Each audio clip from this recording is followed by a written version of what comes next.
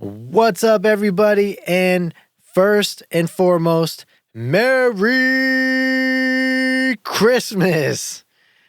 It's DJ Unprotected, and you are tuned into The Output, a podcast about fashion, pop culture, music, and some other goodies like Focus on Christmas, baby. I hope you all got what you wanted, found some ways to experience joy this holiday season, even though I think for a lot of people it felt impossible, but you can find joy in the darkest and, toughest moments of life, right? That's all those Hallmark movies and Lifetime movies, everything talks about. But I hope, and I really do mean this, that you reach out to friends, that you had an opportunity to connect with family and loved ones and people that have really mattered to you in your life, because now is a really good time to just put that extra effort in and go and do that. And then, hey, maybe people reached out to you. It's this season. And it's a time for joy, love, and all that jazz. And I really do love the holiday season now. Obviously, like for me, I can tell you, it definitely felt weird, just like for everybody else. And that's fine. You know what I mean? We all know what we're going through. But even at the bottom of it all, I think that love was still a part of it. And it's a holiday season. And so we got to experience that. So super excited. Like this episode, how cool is that? Like this episode 27 of The Output, lands on a Friday and also happens to be Christmas. Super cool, right? In my opinion. And next week, we start the year off with another episode of The Output. So we start off 2021. That's right, January 1st, we have episode 28 coming out. But that's a week away. Let's take a moment, focus on the present, which is we've got Christmas happening.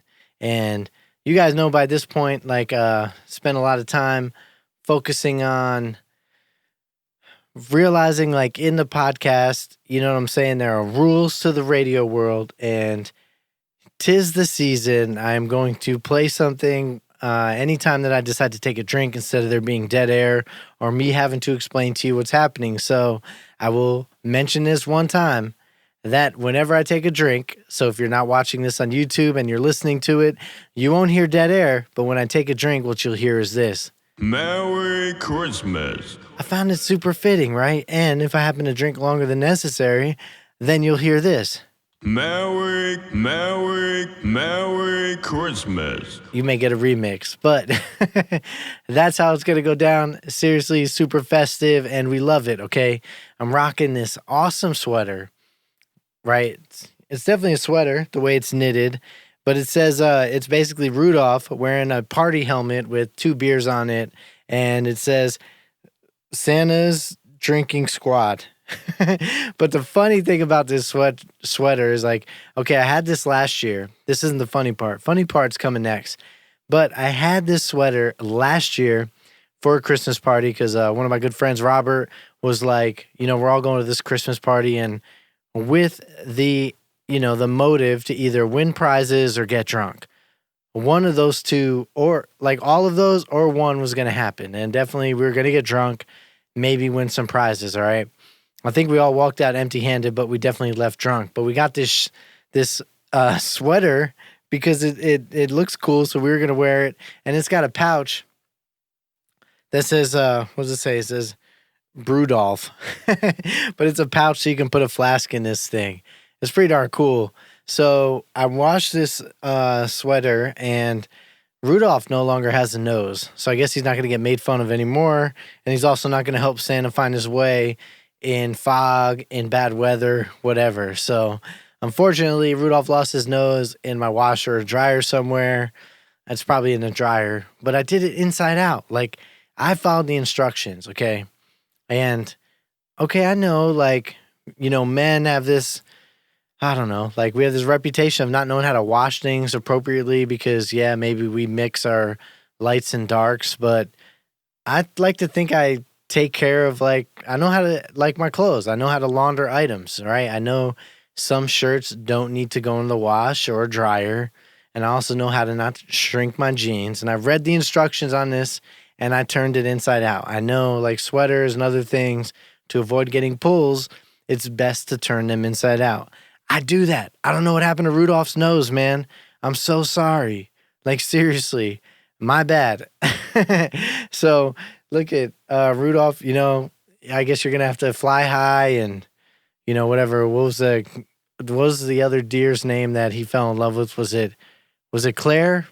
Something like that. But anyway, he's gonna have to impress her in another form. Like she's gonna have to find a different type of different for Rudolph, right? Okay, so listen, every week I offer an intriguing question, and this week is no different.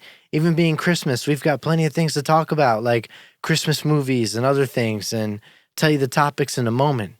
But what would this show be, especially since recently, without an intriguing question? So I got one for you, and this one is going to mean a lot, right? Does it matter? Okay, here's the question. Does it matter how a gift is wrapped, or is it only the gift that matters? It's an important one, okay, because everyone's got like an opinion when it comes time for the Secret Santas, White Elephant, whatever the hell you want to call it, okay, the gift exchanges that go down at work.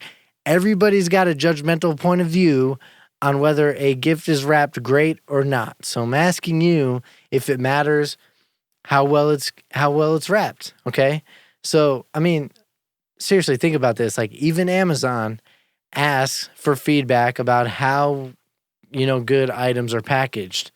Other companies don't do that. I buy a lot of music equipment and things from Sweetwater, one of my favorite companies. I swear I hit up, the salesman like he's my drug dealer, but they package their items great.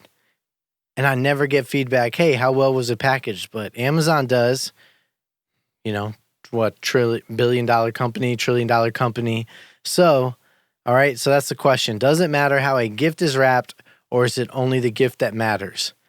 I want to know, okay, and I'm going to tell you my response at the end. I may have hinted at it, you know what I'm saying? But I think it's important because everybody judges it. Tell me you don't. Like, you see it. Whether something's lazily put into a bag or, like, something's not wrapped correctly and you're like, what the fuck? Like, you didn't even put a little gift tag on it, or where's the bow at? You know what I'm saying? Or it's taped weird. Dude, I don't know. Like, I don't really mind. I'm going to explain it at the end of the episode, but it's worth discussing, okay? So think about it, and when we're going to roll into this, I do want to ask you, though, if you have been enjoying the show, if this is your first time tuning in, please consider hitting the subscribe button. Really love expanding this show. Had a great moment with the director of the company that hosts this podcast, that presents it, I should say, Aztec Nation. We were talking this past week, and we've got some awesome things coming up, like as we grow our subscriber and our listener base. So if you appreciate it, please hit that love button, subscribe to the show on whatever platform you happen to listen or stumble across it. I really appreciate any type of support you can offer it. And also, if you got 3 seconds to rate this thing, I mean, any way we can feed these algorithms to try to get this show in front of other people that may find entertainment in it or some value or whatnot. You know what I'm saying? So if you can give me a couple stars or 5 stars or hit a heart button, and you know what? Extra bonus points. And since it's the season of giving, if you want to hit that share button and toss it out to your friends, I would really appreciate that too. So no matter whatever platform you're listening on, Spotify, YouTube, Apple Podcasts, Pandora, Google, we're everywhere. So please consider giving us a rating. All right. So here we are, episode 27. Amazing stuff going down. All right. But guys, we've got some awesome topics, but we're going to start this thing off about fantasy football. Okay, let me give you how this year started, all right? Fantasy football for me. Okay, we did a great thing with the league. I ended up stepping up and purchasing a cameo video by Lisa Ann. You may know who she is. Okay, so just a quick recap. Basically had her draw our draft order for our league. So Lisa Ann recorded this video, drew the draft order. I ended up being number 2. How cool is that? So I got the second draft pick, okay, and then I had to debate on myself if I was going to go running back, wide receiver. Previous years I did 0 RB strategy, didn't pull running back till, round 4, got my ass kicked. But this year I pulled a running back. First round got Saquon Barkley. Dude got injured. I'm never going to draft him again. He has got frail bones. That dude's always hurt. Lessons learned, I will tell you what. Merry Christmas. Merry Christmas. Merry Christmas. Merry Christmas. No, my system did not break. I was thirsty, right? Okay, so fantasy football. So that's what happened, and I was struggling with my running backs all season. Really, the wide receivers were really helping me out. I had Will Fuller until he got suspended. I mean, the dude rocked it. I've got a couple other guys, Calvin Ridley, holding it down. And then I had some issues with Melvin Gordon. Why am I telling you all this? Why am I giving you a recap? Why should you care? Because, guys, I made it to the championship. And that's right. Me and this girl Shanda in my league, we are in the championship, all right? The underdogs are on top.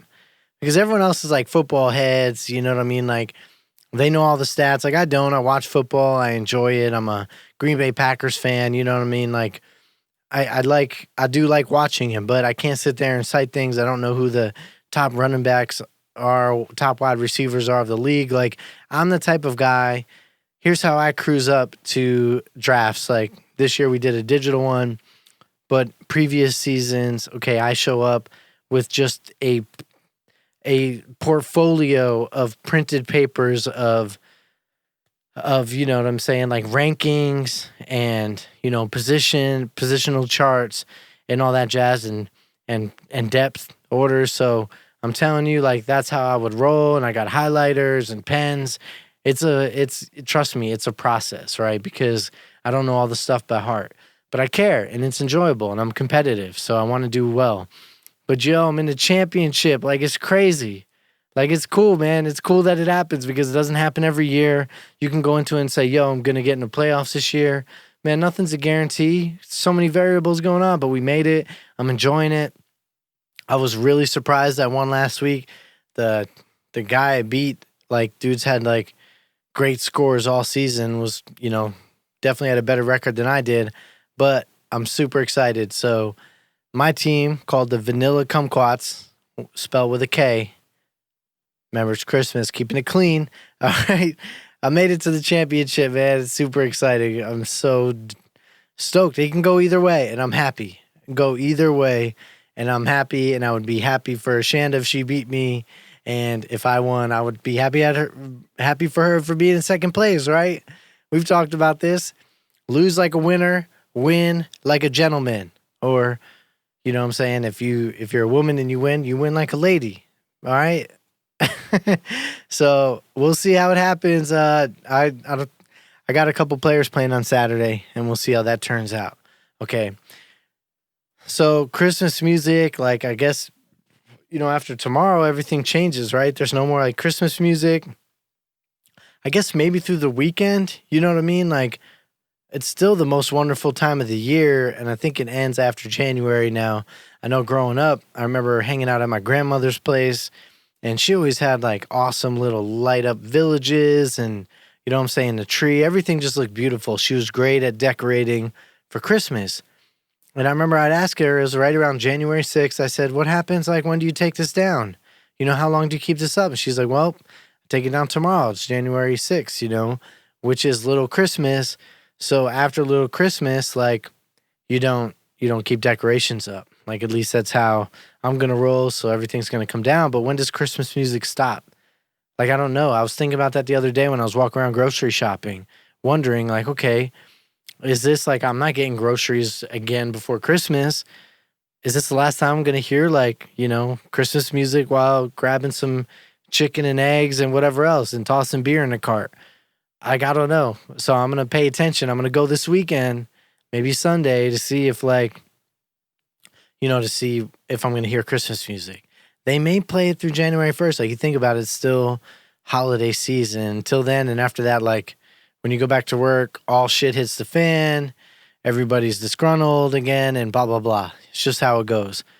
So, be interesting. But I want to bring this up because Christmas music, like, we all have certain songs that trigger us. And by trigger, I mean the emotions or remind us of, like, the type of joy that, like, I don't know, brought to us, like, when we experience Christmas, either in early childhoods or maybe later on with somebody else. But I think for the majority of people, it's like how you experienced it in your childhood memories. So I know for me, I remember going to like Christmas Mass, which was actually just at 9 o'clock, 9 p.m. But, um, they would play like Silent Night. So to me, like that's a trigger. I guess it's a song that like I can directly relate to how I would experience, Christmas, I guess, I don't know if that makes sense. But I like Silent Night works. Also, okay, I really like the spirit of Christmas. Like that song is really soulful. I enjoy it. And I think it sounds good, whether it's the Ray Charles version or it's not. Like, I think it's a good song. So it's worth even the soulful versions. I tried to find Ray Charles' version of The Spirit of Christmas, and I'll tell you why I found the song, but I tried to find it on Apple Music and I just couldn't locate it. So I don't know if it was because they don't have like the rights to put on Apple Music, but I found some other versions that still kind of had the same vibe and feel. Now, why is that song like mean something to me when there's so many other options? Well, because you know what, a Christmas movie that I really love, and I probably didn't begin to love it until I was like an adult, because growing up, like you like Home Alone and other Christmas movies. But this one, National Lampoon's Christmas Vacation, all right, I think is such a great movie. I've already watched it like probably, I think 5 times this month, okay, and then a couple times in the past week. I'll watch it again like tonight and tomorrow. It's just a fun movie. Like, okay, I will tell you that, in my opinion, Clark Griswold is probably one of the top heroes of holiday movies, okay? I really do think so. Like, you may think it's a joke. You're like, dude, there's no way. There's better, like, heroes. You got the Grinch who turned around and loved everybody. You got Buddy the Elf who never gave up. You know what I'm saying? You've got, so many options of, like, It's a Wonderful Life. You know what I mean? Clarence, I think, was the hero of that one, not George Bailey. But, I'm telling you, like, I think that Clark Griswold is one of the heroes of the holidays that we need to remember because of what went down in that movie. Like, that whole time, he was a man on a mission to just be positive and really embrace the moment of cheer and happiness, for Christmas moments. Like, he 100% was. This guy, like, just the beginning, okay, when they got into it and he was, then they're going to get the Christmas tree, and it wasn't about him. It wasn't about, I want the best. He was like, it's for the tree, it's for Christmas. We need an awesome tree for Christmas, not because I want the best. He was like, yo, this is an awesome tree for Christmas. So, the attitude started there, okay, even though his kids were freezing when they're going to get the tree. I don't know if a lot of you experienced that, but hey, I grew up in the Northeast, and I remember those moments of walking with my dad, and I never understood it, right? The tree that we always went to get always seemed to be like the farthest away. Like we were trying to find ones of the good height that were full, maybe like weren't the blue spruce or the ones that really hurt. You wanted to get the ones that were softer because we did get the ones that hurt for a while, and yeah. But anyway, like they always seemed far away, but that was like the perfect tree. You would get it, drag it back, and then they'd wrap it up. But in this case, they go all the way out, find this huge tree. And you may have seen the movie. I'm just going to recap a little bit of it. And, he's like, this is perfect. And then the son asks, Rusty asks, Dad, did you bring a saw? And of course he didn't. So I guess they ripped it out of the ground, took it home. And it's a lot of funny lines after that. Like my favorite after that is they go home and he walks out with a Jason mask on with a chainsaw. And the neighbor, they're like clowning him, they're like kind of uptight, stick up their ass type neighbors. And the guy's like, hey, where do you think you're going to fit that tree? And Clark goes, bend over and I'll show you. And he goes, dude, don't you how dare you talk to me that way? And he's like, I'm not talking to you. Meaning he was talking to the guy's girlfriend. It was just great. Like classic Clark, because he cared about having this great tree for the joy of Christmas, and then the whole Christmas light situation. 25,000 lights, I think it was. And yeah, he went through, he just wanted to glow. And then the fact that he embraced it with his whole family, like, loved that moment, even though he did it. Like, he did that. He put all the lights up. Sure, his son supposedly checked it, but he did it. But he didn't boast in the fact that he was the hero of, like, the entire light situation. It was the joy itself of seeing how bright and beautiful it looked. That's what he embraced with it, with the family. He wasn't like, oh, yeah, I did that. He was like, oh, my gosh, isn't it beautiful? It's so wonderful. Oh, Dad. And he hugged his mom, his dad, his kids, even his in-laws. Like, and that was what the moment meant to him. That's why I think he's a hero, because throughout all of it, that whole movie, and I could sit here and quote it, talk about the moments, because even when Eddie, okay, came through the pain in the ass, Clark still found ways to, like, smooth it over and enjoy the entire moment. So it's just, yeah, it's magical. I love that movie. It's definitely going to be great. I'm going to watch it again for sure. So, Clark Griswold, the yeah, he's just the unofficial title holder of the Christmas hero that we need during these times. And watching that movie kind of reminds me of some of my family Christmas moments. Like how families would come together. I definitely grew up, was family oriented, and families were close. So, like, grandparents would come together around the holiday time frame, and it's just how it all worked out. And it's like super blessing. I know everyone goes through different things, but I count mine, and my blessings were good growing up with the holiday seasons. Like, my family never fell short of making sure that love and, positive vibes and good things were there for all of us to experience during holiday time frames. But it wouldn't be that type of household or family moment, without some laughs. And like one of the ones I remember, I'm in the living room watching music. Listen to me. I think it was probably like the Trolls movie. Like, it was a Trolls, like, not the new one with like Justin Timberlake, but the old Trolls. Like, if you guys collected the Troll dolls, okay, I did, but it was different. I wasn't a doll collector. It was like the Trolls, man. They were cool. They all had like the little beads on their bellies, and there was like rock star ones, and they had cool hair. Well, there was a, Christmas rock or a rock. It was like a troll rock VHS or something that my parents had got me. So I'm like watching that, hanging out in the living room.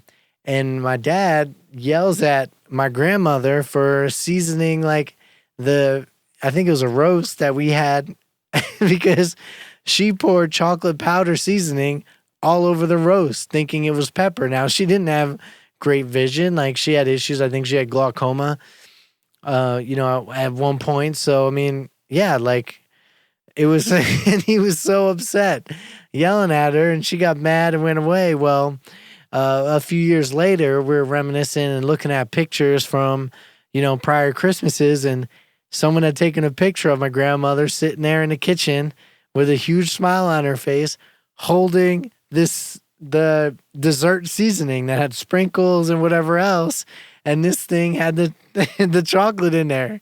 She had it in her hands as she was about to go and like season the roast. So, well, I mean, obviously my dad apologized to her later. The roast, the food, everything tasted amazing. I mean, they were all great cooks. Like, it was really good, but it was a funny moment. Like, that's one that, like, we'll never forget. Like, it will go down in history for sure.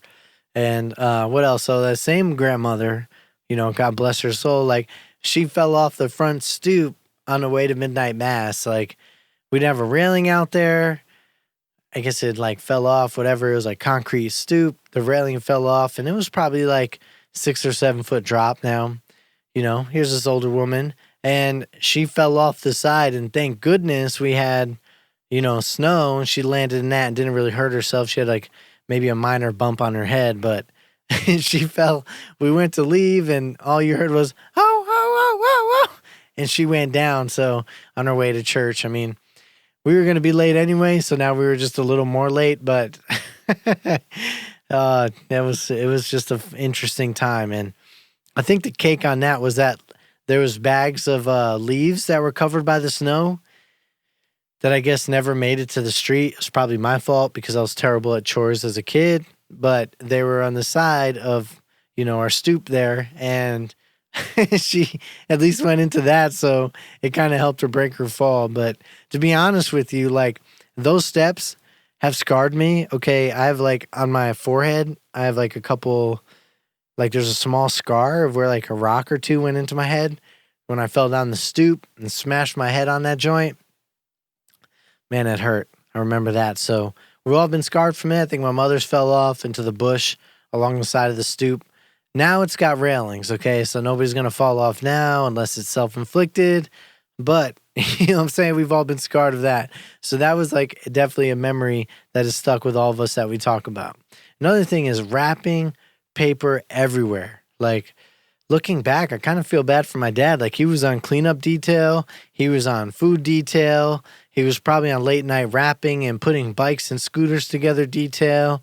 Like, I don't know how my dad or mom slept around that time frame, and definitely not my dad. He was always on like cleaning up. You know, I remember just pulling out the bags to collect the wrapping paper, and it was always a good time. So I just remember that being everywhere. And then the other thing I remember was after we would like open gifts in the morning, and I was always up the crack of dawn waiting for everyone else to get up. My sister always hated that because she wanted to sleep in. We were on just two different levels of the playing field of how exciting Christmas was. I was looking forward to that shit from the beginning of December. I don't think she cared. She just wanted to sleep in. So, like I said, two different fields. That's okay. Wasn't very excited that she was always mad at me for waking up early. But because grandma was over, I had to sleep in her room on an air mattress. And that air mattress usually went flat. So I don't know what she was mad at me for. Like, yeah, I'm excited. I was a kid. Okay, but anyway, we would open gifts in the morning and then wait for my aunt and my grandparents to come for Christmas dinner later on. So you're all excited, wake up, you're opening gifts, parents, everybody's tired. We're excited to see the note that we got from Santa. And then like this ends around like 10:30, 11. And then there's this lull, until like my aunt would come with like more gifts and it was fun. And with my other grandparents for dinner and stuff. And it was just lots of laughs. So there was like that time in between where, it was you're either playing with your toys, watching movies, but you're waiting for like everyone else to come. So it was just, it was a fun time. Like that was just, it was the case every time. Like there was a lull time frame in between. You had to find a way to occupy yourself. But sometimes it would be like what we would always do was watch Christmas movies that we got on VHS. Yep, I said it, VHS. And we'd watch them during the day, like ones particularly that we wanted. But then we also had the tradition of watching movies like The Land Before Time, have every single one of them. They're all on VHS. Got them every year as a kid. And so after everyone would leave, like my aunt, my other grandparents, they would head out. We would watch The Land Before Time. And maybe one or two other movies like Mrs. Doubtfire. Yep, I'm bringing back the classics, man. I grew up in 1986. That was when I was born, early 90s. So we were watching all those movies in the evening, and it was just such a good time. Like, me and my sister were posted up in front of the TV. Everyone else kind of chair, couches, eating popcorn, maybe sipping on some eggnog. I don't know if I got lucky like that young, but, well, it was awesome. It was a good time. Like, real good time. Merry Christmas. Merry Christmas. Merry Christmas. Merry Christmas. Looking back, definitely realized how blessed I was. It was a really good time. So, like reminiscing about Christmases, my dad called me early today, wished me a Merry Christmas Eve. And he was pointing out that, like, it's the first year they weren't with family members because my sister, lives away from them and they weren't going to meet up, obviously, because of there's risks involved for all parties. Like, my sister's a teacher and, my parents, like, yeah, high risk category. So they were just saying it's the first time they weren't with family, and I haven't visited in a couple of years during this time. So it is interesting, to think about, and it affects everybody differently. But yeah, I mean, like I said, I haven't seen my blood family in years, but I definitely have great friends and coworkers, and you know what I mean? I'm involved in, just with really good people in my life. So I have spent holidays with awesome people who mean a lot to me, even if they're not blood relatives, which is fine. It's always good. so I think there's like some significant things to remember that pop up to me around the holiday time frame. I always like to maybe sip or enjoy a special cocktail because, when I was growing up, sometimes, someone would slip me some spiked eggnog or a special concoction with like vodka and some grenadine or whatever. So it's always, always good to reminisce and bring back those things. Another tradition that we always had, me and my sister, was we'd open one gift on Christmas Eve, and it was usually a gift from like a grandparent or a gift that we got each other.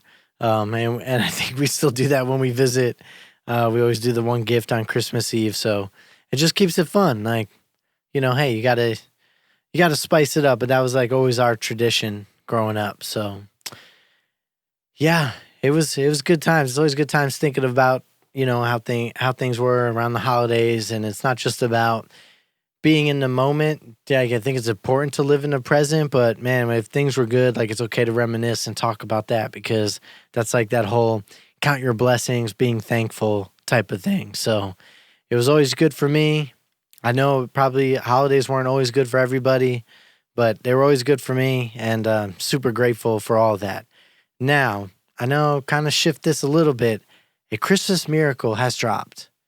It has happened, okay? It's happened on YouTube, right? And what am I talking about? So, if you guys like true crime stories, true crime comedy podcasts, or anything like that, there's a channel on YouTube that I follow called JCS Criminal Psychology, and basically there's some narration involved, but they break down like police interrogation and interrogation videos dealing with people who have maybe committed like crimes like murder and things like that. So it's pretty interesting. Well, this one that came out today was called The Wrath of Jody, and it's about Jody Arias, who's convicted of murder, killed her ex-boyfriend. And it's just an interesting story. Like, she was labeled as the stalker, psycho ex-girlfriend by all of this dude's friends. Like, without a doubt, all of his friends said, yo, she's psycho. And I'll tell you, she was a little bit crazy to the point of after they broke up, 2 weeks later, she moves like several blocks away from him.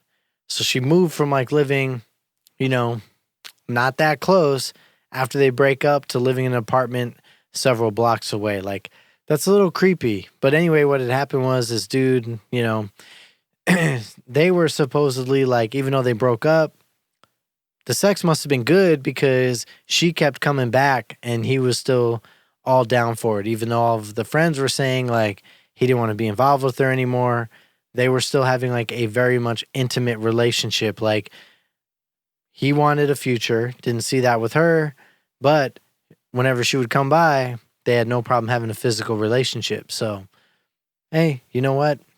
It's a man's world. But anyway, she ends up becoming ends up killing him, but doesn't admit it at first. So she changed her like story. This dude was shot in the face and stabbed 27 times. Initially, she tries to play a card that she didn't have any involvement with it. She wasn't at the house, but they found DNA of hers there, and the camera was like thrown into the washer, and pictures were taken, and it was just wild. But she claims to not be there. Her second story, it changed from not being there to then she did stop by because, they did have an intimate relationship. She didn't want to initially admit that to embarrass his family because he was a, practicing Mormon, et cetera, et cetera. And she said that while she was there, 2 people broke in and killed him and threatened to kill her. And she was too paranoid afterwards to say anything. So that's why she denied it. And then her third narrative was that she was abused and he went to come after her because supposedly she dropped the camera when she was taking pictures of him when he was in the shower. She dropped the camera, pissed him off. He attacked her. She defended herself by shooting him. And then, during the court proceedings, whatever, she on the stand, she decided to say that like she blacked out or doesn't remember what happened after that, doesn't remember getting the knife. etc. Like 27 stab wounds, a slit throat, and a gun to the and a bullet wound to the face. You know what I'm saying? You make your own judgments, but jury found her guilty, and so anyway, she's serving life in prison in Arizona. But anyway, like I really like this channel, how they break down the whole thing. So it's an awesome episode, like, and it's the truth. You know, honestly, seeing things like this, it is like one of my biggest fears, is having that stalker ex-girlfriend. And so I have always tried to do my best when ending things with people that I was dating, that it would be on good terms, that there's no question about it, no hard feelings, like you won't hate me or love me enough that you would want to kill me because you can't have me when we broke up. I don't know. It's like, I mean, I've seen, there's other movies about this happening before. Like, this is not a new thing. And it even happens on the men have done that. Like, men have been obsessed with somebody who didn't want them and they went and ended up killing them. That shit happens, right? I don't want that to happen to me. I don't want the psycho ex-girlfriend. And Jody is a very attractive woman. Like, she's pretty and she had no problem meeting other men or whatever. She was, according to the documentary and the show, like she was very active and had no issue about finding some physical intimacy with people. So that shit creeps me out. Like, I don't want to go out that way. I don't want to get killed by someone who's psycho. Although, like, after you die, you can be like, well, shit, at least I went out by someone who couldn't let me go. Hey, I know. Maybe it's silly, maybe it's not, but that's always like scared me. So I always try to get a feel or sense for like my psycho meter when dating, because dude, that would be terrible. Like you go your whole life or whatever. I mean, every life has its own challenges, but then to be killed by someone who just can't let you go. Oh, Merry Christmas. Merry Christmas. Merry Christmas. I don't know. Like I said, if you're into like true crime or, you know, other stories about that, you know, the interrogations and all that, you get the good, you get the commentary on like why interrogators do certain things. Like, it's just very interesting to me to see like the interaction. I mean, it talks about body language, responses, personalities. It's just very cool. But the fact that this one dropped today and the show starts out with Jody singing a very beautiful rendition of Oh Holy Night. So she was talented. Like, she was a good photographer, an artist. Like, she could sing. Man, very pretty voice.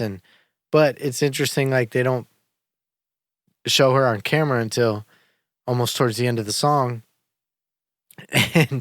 And she's in a jumpsuit. Like, she's in her, you know, prison stripes in the room. So that's why the reverberation just sounded so good, as if she was singing in like a hall or a cathedral, because it was just a concrete room and she was singing on a microphone.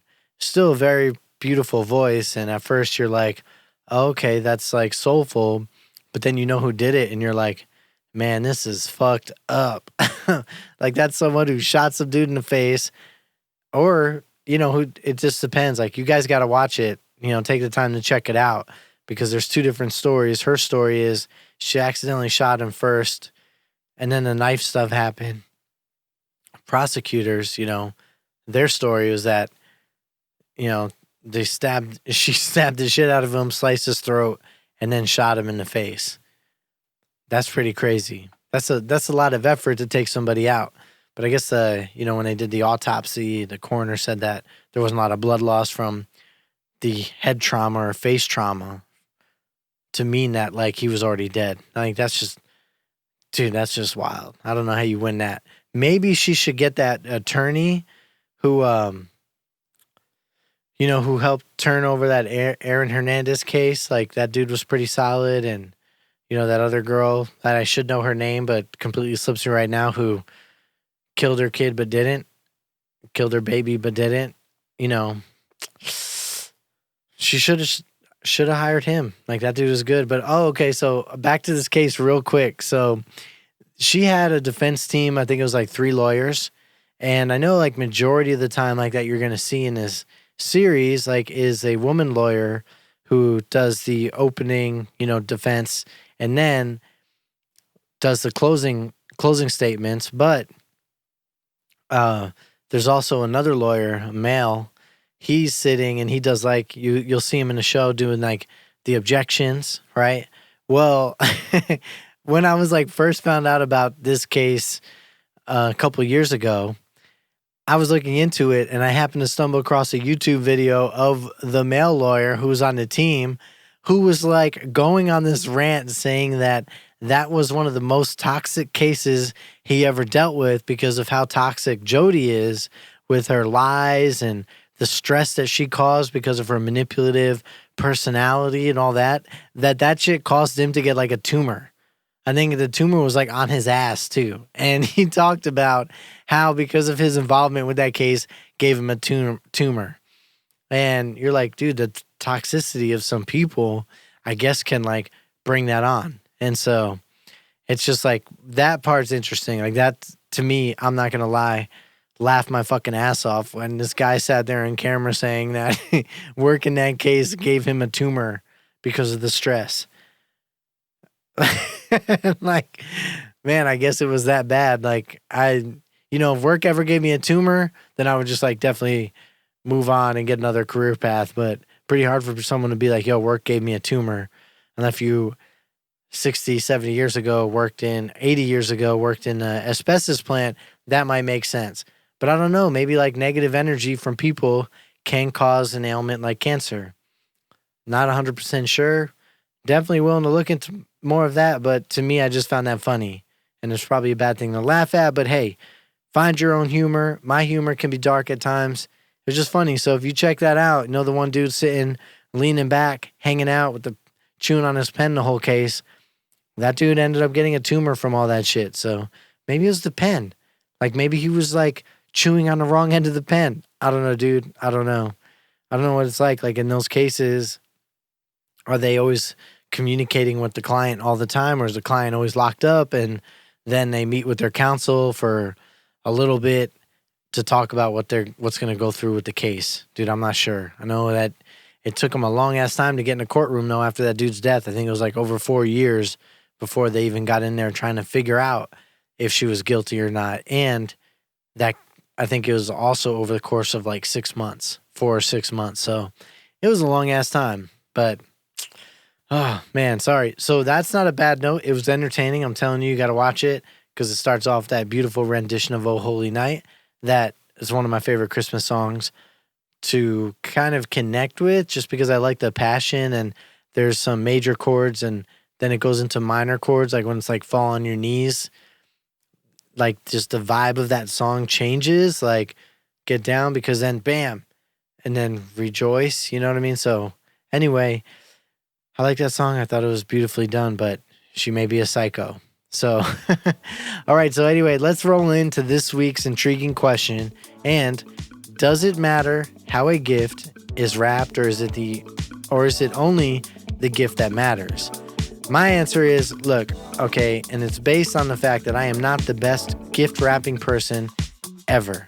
100%. I'm just not. I think I was better at it as a kid because I had more time to like sit there and concentrate and like put it on the hard ground and really make it look well because I didn't have that many gifts to give anyway. So I wanted it to be like perfect. I don't know, but I don't anymore. My gift wrapping skills suck.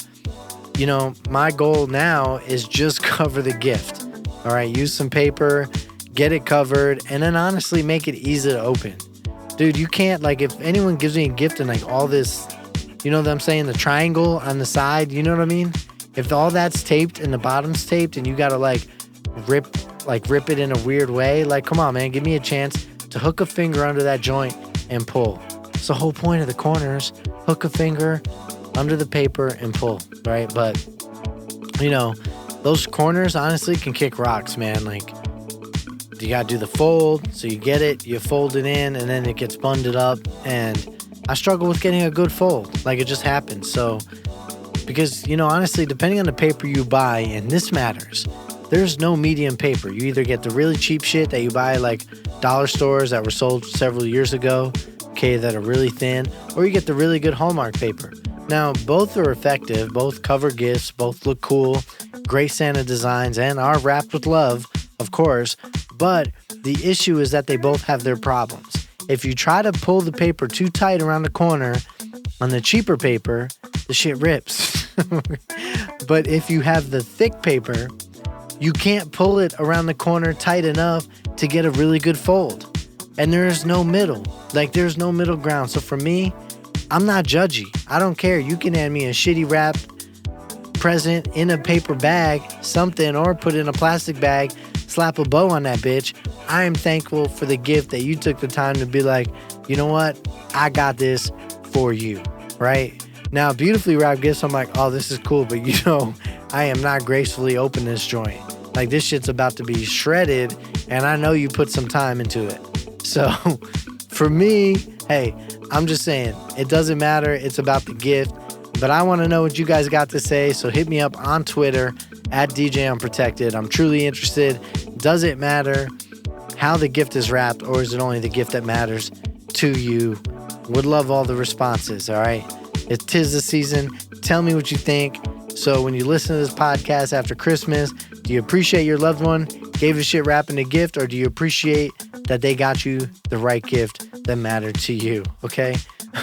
All right, everybody, listen, one last time, and I really mean this, Merry Christmas to you all.